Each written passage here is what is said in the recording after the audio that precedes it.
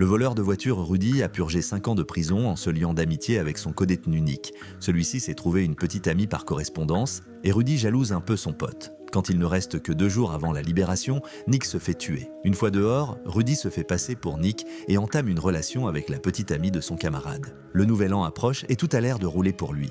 Il ne lui manque plus qu'un chocolat chaud et une part de tarte. La fête est interrompue par le grand frère imposant de la jolie fille. Ce n'était pas l'ex-tolard qui l'intéressait, mais l'accès au casino où il bossait. Mais Rudy n'a pas ce genre de contact, enfin personne ne prend la peine de l'écouter. Désespéré, il exige son chocolat chaud et sa tarte. Il en a rêvé pendant des années. Le gars obtient les deux, mais il va falloir payer ses douceurs d'une manière ou d'une autre. Il doit faire chauffer ses méninges et improviser un plan de braquage sur le vif, sinon on l'achève. Enchaîné au lit, Rudy bouillonne contre la fille et elle demande pardon. La virée au casino en costume de cow-boy se termine par la fuite du prisonnier. En échangeant ses fringues avec un client, il détale au loin. La poursuite s'élance derrière lui, on rattrape le fugitif et tout recommence.